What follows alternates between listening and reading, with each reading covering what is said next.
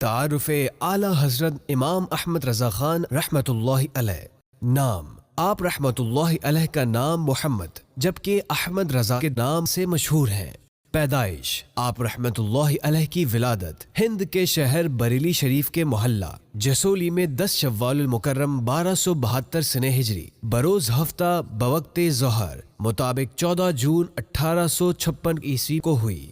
تکمیل علوم درسیہ اور پہلا فتویٰ: آپ نے 13 سال 10 ماہ کی عمر میں اپنے والد سے تمام علوم کی تکمیل کے بعد سند فراغت حاصل کی اور اسی دن پہلا فتویٰ تحریر فرمایا، پھر آخر وقت تک فتاویٰ تحریر فرماتے رہے۔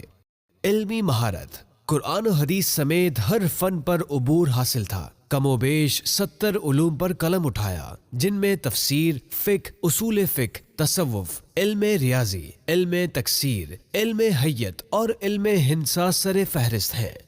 تصنیفات: آپ نے اردو، عربی اور فارسی زبان میں مختلف عنوانات پر کم و بیش 1000 کتابیں لکھی ہیں۔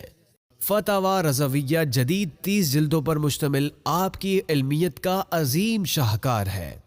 نعتیہ دیوان: آپ کا مشہور نعتیہ دیوان ہدایت بخشش ہے، جو عاشقان رسول کے دلوں میں عشق مصطفیٰ کی شمع روشن کرتا ہے۔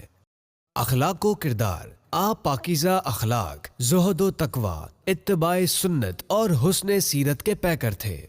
زیارت حرمین شریفین: 2 بار حج بیت اللہ کی سعادت حاصل کی اور دوسرے سفر حرمین میں روزہ مبارک پر حالت بیداری میں نبی کریم صلی اللہ علیہ وآلہ وصحبہ وسلم کی زیارت سے مشرف ہوئے۔